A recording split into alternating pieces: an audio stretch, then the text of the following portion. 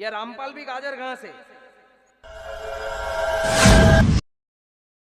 तो ये सदग्रंथ as a lamp दास साथ रखता है कि मेरे से टकराने से पहले अपने सदग्रंथों ने पढ़ लो। देख इसमें यो लिखा है,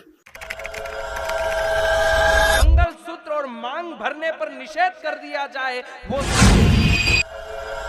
आज की वीडियो में बात करने वाले हैं एक प्रसिद्ध कथाकार के बारे में जिनका नाम है पंडित मनोज कश्यप शास्त्री जी। इन पंडित जी ने संत रामपाल जी महाराज के ऊपर ढेरों एलिगेशन लगाई है। जब समाज में लोग आध्यात्मिक ज्ञान का सामना जब परमाणु के साथ नहीं कर पाते हैं तो फिर वे बृगलाने वाले शब्दों का इस्तेमाल करते हैं। क्या आप सुहागिन होते हुए मांग भरना छोड़ दोगे?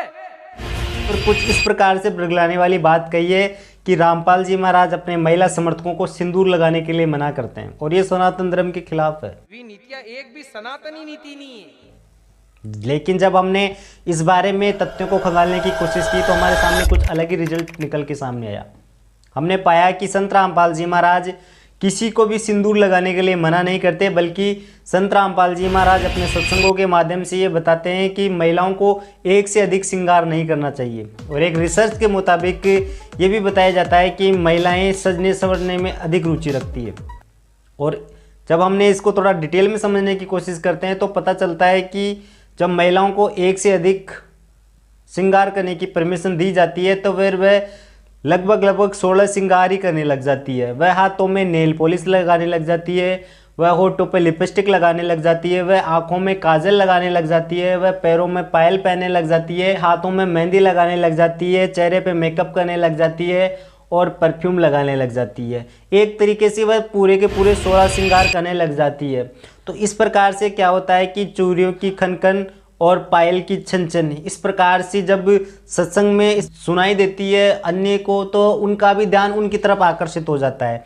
तो इससे एक तरीके से भक्ति मर्यादा में एक बहुत बड़ा साइड इफेक्ट है। तो संत रामपाल जी महाराज एक से अधिक श्रृंगार करने के लिए मना करते हैं, न कि सिंदूर लगाने के लिए मना करते हैं। तो ये तो इनका एलिगेशन एक्सपोज हो गया। तो इसको थोड़ा और डिटेल में समझते हैं एक महिला द्वारा। एक महिला किस प्रकार से बता रही है कि एक से अधिक श्रृंगार करने के कितने साइड इफेक्ट है, सुनिए। आज का बड़ा सवाल है कि संत रामपाल जी महाराज महिलाओं का श्रृंगार छुड़वाते हैं। तो आइए इनसे पूछते हैं इसके बारे में, इनके क्या विचार हैं। नमस्कार जी। देखिए संत रामपाल जी महाराज जी है ना, वो श्रृंगार छुड़वाते नहीं है, ये गलत धारणा है। एक शादीशुदा जो औरत होती है उसकी मेन जो शादीशुदा होने की जो एक निशानी होती है वो कहते हैं मांग भरना और बिंदी लगाना। तो ये नहीं छुड़वाते हैं, वो सिर्फ जो पाखंडवाद है ना, फालतू के जो चोचले है, मतलब कि इतनी अच्छी काया, इतना अच्छा रंग रूप बनाकर परमात्मा ने हमें इस धरती पर उतारा है तो उस पर लिपापोती क्यों करनी। संत रामपाल जी महाराज जो है शादीशुदा औरतों को मतलब कि उनका जो गहना है, मेन जो चीज़ है सिंदूर और बिंदी, उसको लिए मना नहीं करते हैं। लिपस्टिक लगाना, नेल पेंट लगाना जो है फालतू की जो आडंबर है उसको मना करते हैं। वो इसलिए करते हैं, उसका कहीं ना कहीं हेल्थ इश्यूज भी है। जो महिलाएं लिपस्टिक लगाती है, लगभग देखना 90% महिलाओं को कैंसर की प्रॉब्लम हो रही है, क्योंकि लिपस्टिक में ऐसे ऐसे केमिकल होते हैं जिसके कारण वो हमारी हेल्थ के इश्यूज कई तरह की बीमारियाँ बन रही है। दूसरा ये भी है कि फालतू का खर्चा, एक नॉर्मल परिवार होता नहीं वो अफोर्ड कर पाता है। शादीशुदा महिलाएं जो होती है कितने खर्चे करती है, कितने महंगे महंगे प्रोडक्ट्स यूज करती है। तो इसलिए भी श्रृंगार को छुड़वाया जाता है कि बिल्कुल सादगी में रहना। हमें ये मनुष्य जन्म जो मिला मेन तो है भक्ति करने के लिए मिला। चलो किसी का शादीशुदा संस्कार जो बना है बिल्कुल साधारण ढंग से रहिए, मांग भरिए, बिंदी लगाइए, पतिवर्तना होने की निशानी है। अक्सर क्या होता है महिलाएं सजती संवरती किसके लिए, पति के लिए। पति क्या करते हैं, अक्सर पति जो है ना सुबह काम पे चले जाते हैं, महिलाएं उस टाइम तो कामों में व्यस्त होती है, वो बाद में सजती है, संवरती है, अच्छे अच्छे गहने कपड़े पहनती है। जब तक उसके पति का देखने का टाइम होता है तब तक वो फिर से अपने शाम के काम के रूटीन में लग जाती है। तो वो किसको दिखा रही है, मेन वो तो मकसद उसका अपने पति को खुश रखना है ना। तो एक जो पतिव्रता स्त्री होगी वो दूसरों के लिए सजने की तो जरूरत नहीं है, फिर तो वो दूसरों के लिए सज रही है ना। तो फालतू के पाखंडवाद है, बस फालतू के चोचले हैं। संत रामपाल जी महाराज जी ने हमें ये चीज़ बता दी है, समझा दी है कि भक्ति करनी है बिल्कुल साधारण तरीके से करनी है।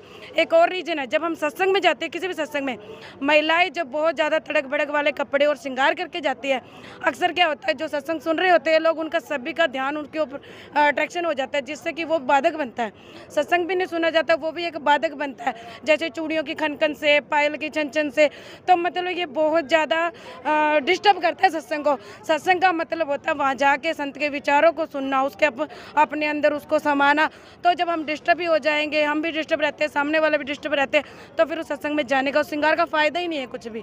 बहुत ही अच्छा जवाब इन्होंने दिया कि अगर सत्संग में जाना है तो बहुत ही सिंपल तरीके से हमें जाना चाहिए, क्योंकि ये चीज़ सत्संग में बाधक बनती है।